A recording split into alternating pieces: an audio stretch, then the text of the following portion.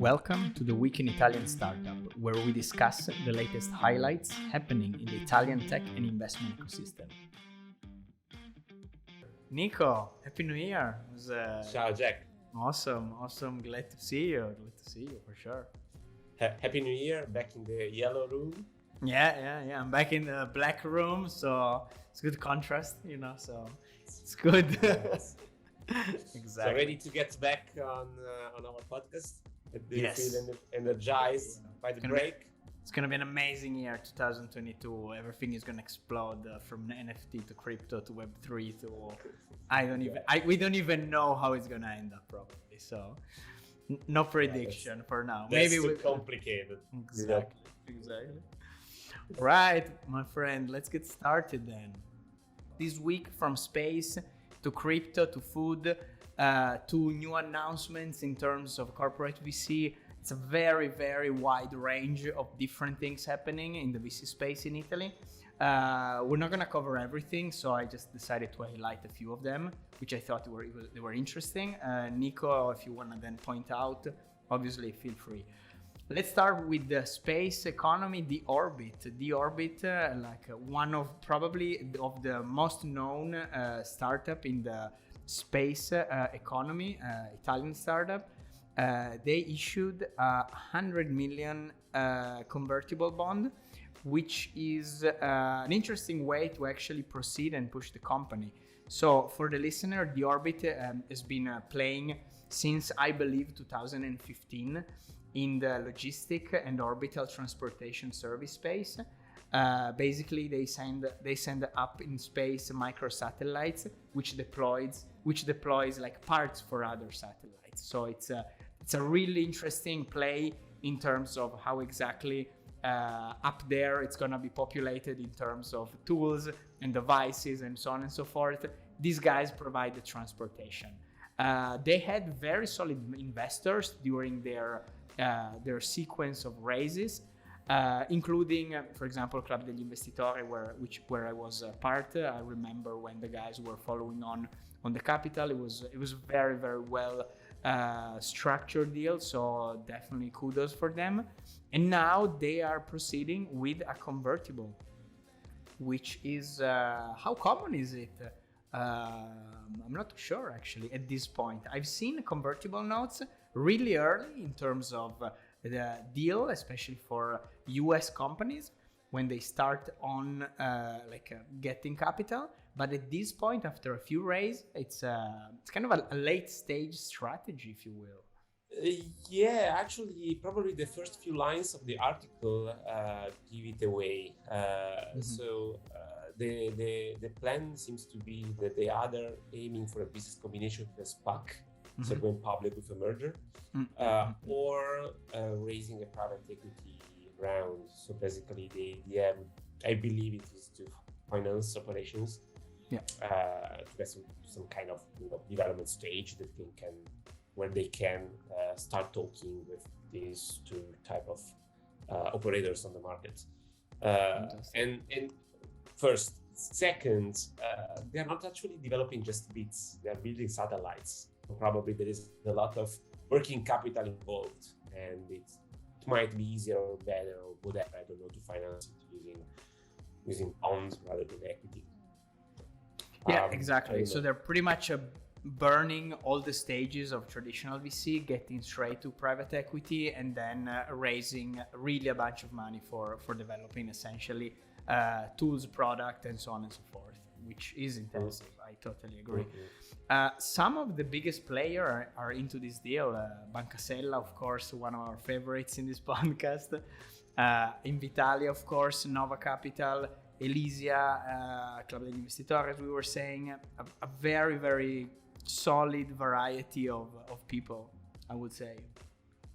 Yeah, and I believe that United Ventures participated with 10 million as well.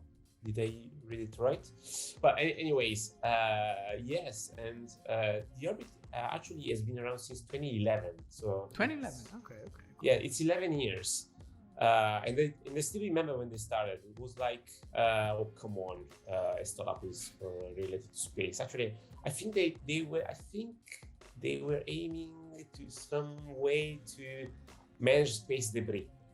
So not exactly put the satellites in orbit, but do something to clean up the orbit. So the idea was extremely early, ahead of its time. Today, something actually really spot on. That's you awesome. can see from the numbers that are running around. That's awesome. They are onto something. So, I mean, this is probably, I don't know, I would love to see what Raffaele Mauro thinks about this deal, because it's a very good success study case, if you will, for the Italian space economy ecosystem. So yeah. Well, as you said, it is the representative startup for the Italian ecosystem related to space. So I think when you say space tech abroad, regarding Italy, they always name the orbit as the reference point. So awesome, fantastic. But you're right, Raffaele might have something more to say on this topic, for sure. Right. Okay, let's jump completely to a different topic, crypto. So Bitcoin custody startup CheckSig raised 1.5 million round, one of the biggest of the week, from we actually led by one of the oldest crypto trading platform in Europe, which is the Rock Trading. So to give a little bit of context, CheckSig provide custodian services for cryptocurrencies in general. So people can safely store their tokens with them. And they provide a very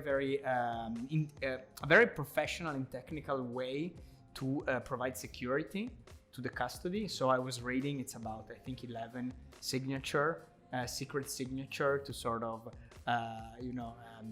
make sure that the account is okay.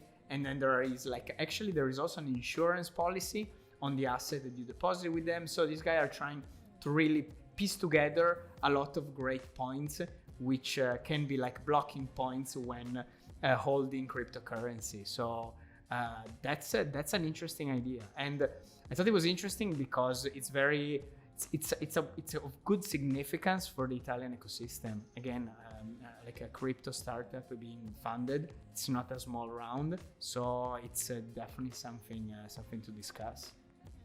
Yeah, I agree with you. I mean, there are two different blockchain startups that raised capital in the last couple of weeks in Italy. So this is good in terms of catching up with the major teams happening abroad. Yeah. Neither of the two operate anywhere near NFTs or Web3 or whatever. So we're missing on the hype for the time being, at least. We're cautious. I mean, we're Italian, we're cautious, we take our time, we go slow. It's good. Yeah, we see. Yes, but along these lines, there's one thing you said that's important and interesting at the same time. So the Rock Trading as an exchange platform is one of the oldest, one of the oldest in Europe, one of the first one in Europe. Yeah.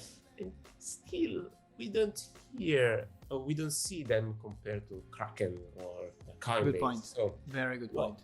I think they're doing well. They're doing actually well. But where did it go wrong in terms of global expansion, global growth, global relevance in a sense? So that something happened somewhere that made the Rock Trading not being up between or among the top 10 trading platforms in the world. So that would be interesting to understand the sequence of choices, the decisions, and the external events that made it like this today. And I believe they're doing well. So they're an excellent platform. And the fact that they're investing quite heavily, this is not their first investment, tells us something about the fact that they're doing well. And on the operation they made, CheckSig, custody. Custody is probably the biggest problem in crypto in terms of overall adoption. So if you are a fund manager, if you are a structured fund, if you are a big institutional investor, the last thing that you want to do is to manage your keys. Because if you lose your keys, your wallet, you're doomed. If you are too lightweight on security, you are doomed. So custody is the key to open crypto finance, DeFi, etc., to the big world of the institutional investors. In my opinion. Very interesting point. So this is an important and strategic investment we are doing here, and it might tell us something about where they want to go next. Yeah. And I believe also the story is pretty interesting. This guy essentially, they started in 2019, so they're very young, as a spin-off from a think tank called the Digital Gold Institute, which essentially helped high net worth individuals to buy and trade crypto. And part of the team is really well located into the banking sector in a way. So people from Intesa Sanpaolo, from previous consultant in the Boston Consulting Group. Interesting of the fact that the Gruppo Cattolica Assicurazioni is actually playing a role into, which I've never heard before, honestly. Not that I follow too much and too closely crypto, but to me it really kind of came as a surprise in a way. So yeah, they're making it in a way that is actually safe, or at least it feels way safer than other providers. Interesting point, very interesting point. Yeah, as I told you, it's the way to open the market to institutional investors. So these are the tools that I used to have. So to ensure your deposit, your investment, your deposits, to have someone manage your liquidity. So it's exactly the same role. So they're replicating it. They're just doing it on the blockchain. They're taking the same sort of interesting. Very cool. Yeah. Very cool. As I was reading somewhere that basically actually the crypto is rediscovering old finance in new ways, but they're rediscovering everything again. Wow, very interesting perspective. Yeah, if you think about it, that's true. Totally.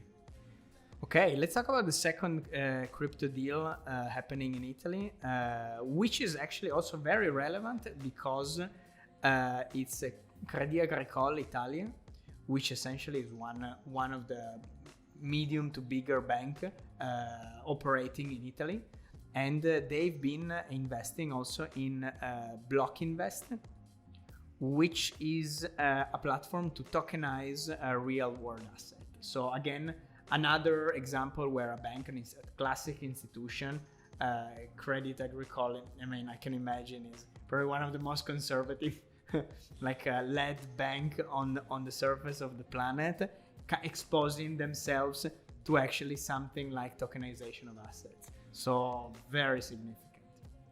Yeah, but again, you're right, but I'm not that surprised because tokenization is basically some kind of cartolarization. It is easier, complex. So change the technology, but that's the product. It's kind of level one. This is like step one for getting into crypto in a way. So it's good. They're dipping their toes in a way. Yeah, that's a good point. So the bank knows everything. They know all about capitalizing a security in a sense. They only have to understand the technology underneath, but they know how to do it much better than we do, because they do it all day long. For sure. Create products out of other assets and distributing them and breaking them into pieces and creating returns on them, stuff like that. So it's a piece of cake, everyday business. And just a matter of understanding the technology. It's not easy, not just, but. Yeah, exactly, and kind of avoid the collapse of complicated financial product and just replicate just on the chain. Just avoid these kind of like elements. Very interesting. And don't lose the keys to your wallet. Exactly. Start from there. Just start from there. Fantastic. All right. Let's see. I would like to move to Casavo actually. Casavo also didn't properly raise money in terms of equity. It's a debt financing for the Spanish development, but it's a huge it's a huge inflow of capital for them. which essentially is structured to open the Spanish market. So Casavo was born in Italy, and basically they are one of the leading platform for selling and buying houses online as quickly as possible. And the company has been like, again, another great example of a great tech company from Italy with Italian founders. They actually, if I'm not wrong, they started operating in Spain a few months back because they raised an investment round back in spring, last year actually, 2021. And this is a further raise to finance their activities in Barcelona and the major Spanish cities. So good to know that they are expanding abroad. So.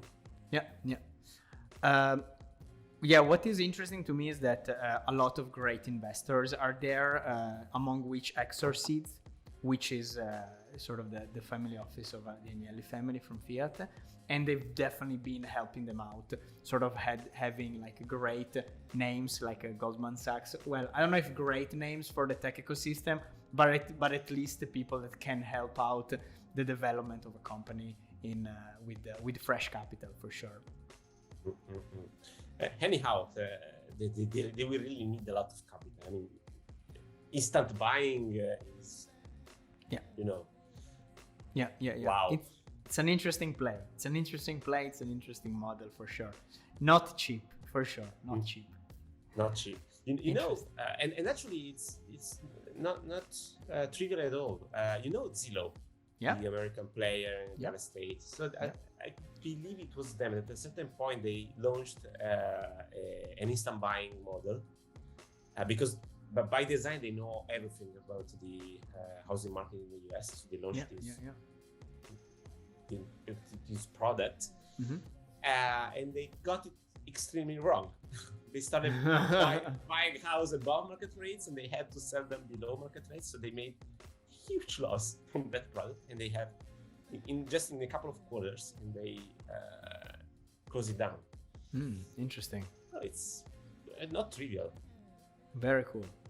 No, cool parallel. And that's also a good point to say that some business model can actually work better in Europe than the US. Maybe US, they're like more faster to deploy, but actually when it comes to profitability, maybe Europe is where the money is. Yeah. That can be one. And two, it's not always true that the incumbent can quickly copy your business model. In this case, it was not true. Very cool. Awesome. Right, enough with PropTech.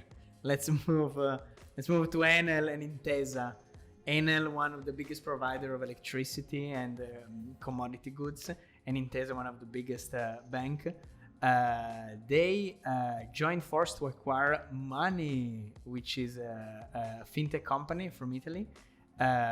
Huge valuation for sure, and to me it definitely looks like a great play for Enel, because in the past Enel has been trying to essentially move to the financial product, which it's very interesting. So they've been trying to activate a quick bank account, like debit cards, things that you can activate immediately. And what is interesting, and I think that's why they decided to move their action toward money, is that I think 20% of the Enel bill I was reading are paid through money. So that's kind of I can definitely see how they're trying not only to integrate product but also to integrate customers, and money definitely gives them immediate access to people that are already Enel customer, and you just need to sell essentially other product down the stream of product that you can offer. Very interesting. Yeah, I didn't know that, but very interesting. Yes, it makes sense. And now you pronounce it money. I was thinking about Mooney, but okay. Let's go with money. I'm not sure. Yeah. That can be Mooney. Yeah. I have no idea. Anyhow, Mooney was spun out from Sisal just last October. And I believe that in their plans, they were thinking about selling to someone else or taking it public, because Sisal is going public, or they have the plan to IPO it. Interesting. And actually, it appears that Mooney will stay private, and it will be controlled by Enel and Intesa. Huge valuation, by the way. It's 1.3 billion. 1.3 billion. It's insane. How many active customers? It might be there was probably the information somewhere. 20 million customers.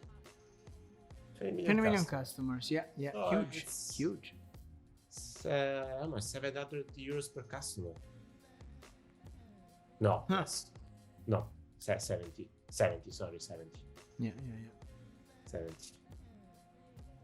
Interesting. So you think? I mean, they're buying the customer base essentially. That's one way to buy customer base. That can make sense. Yes.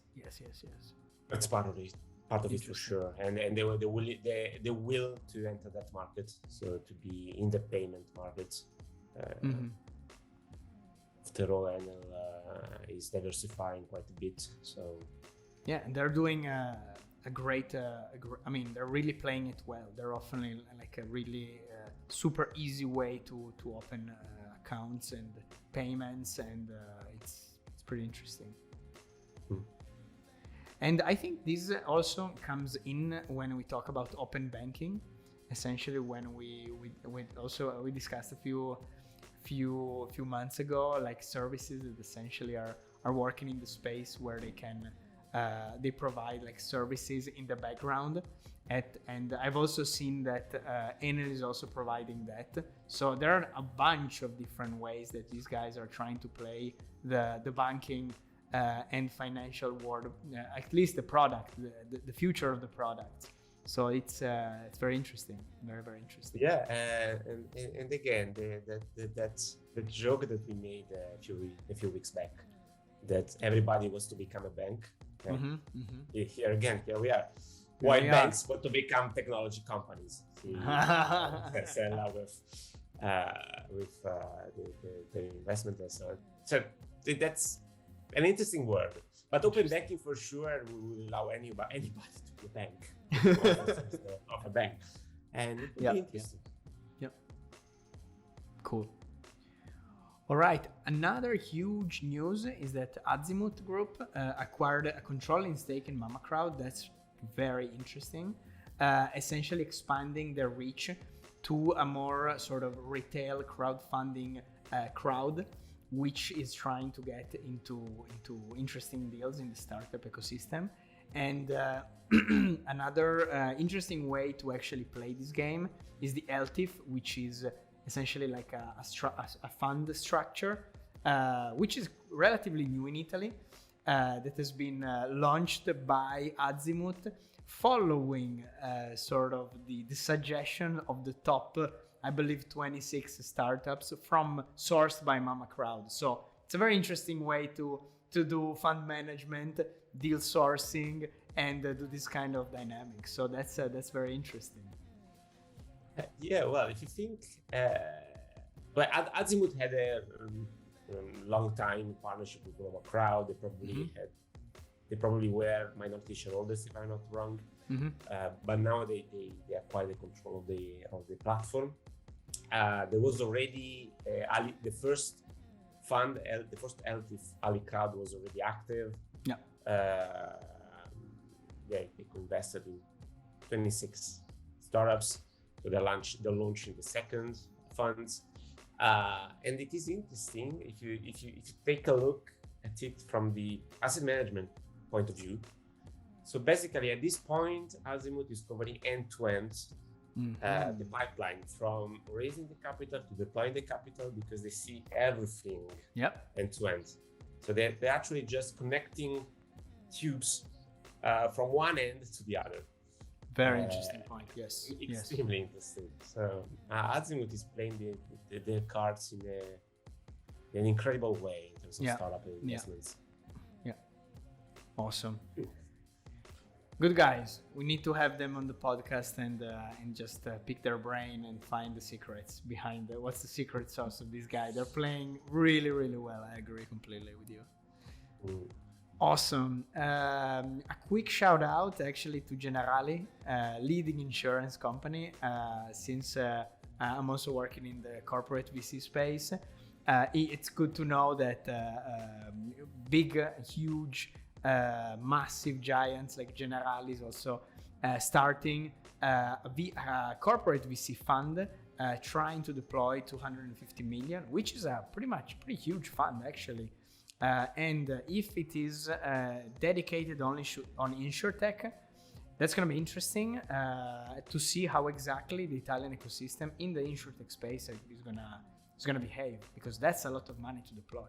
So I'm really looking forward to see how exactly they're gonna play it. Are they gonna play it late stage? Are they gonna play it to build sort of all the insurtech space?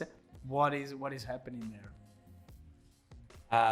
Yep, I just realized that I didn't link the article to the news.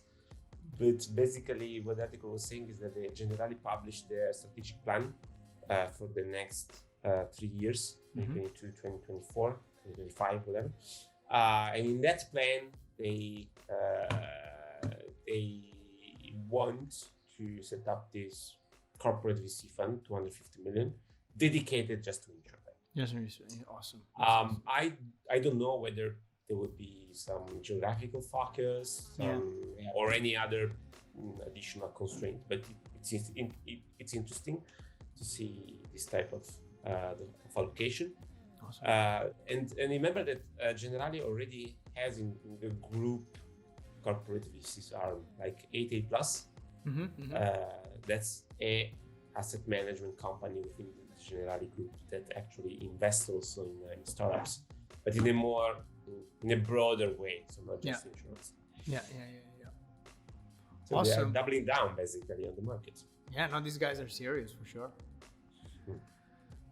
Nick, fantastic. I think we covered some of the majors. Thank you very much for joining, and I'll see you next week with another episode. Ciao, Jack. Thank you very much for hosting. It was a pleasure. Have a great new year again. Awesome. You too. See you in a week. All right. See you. Bye-bye.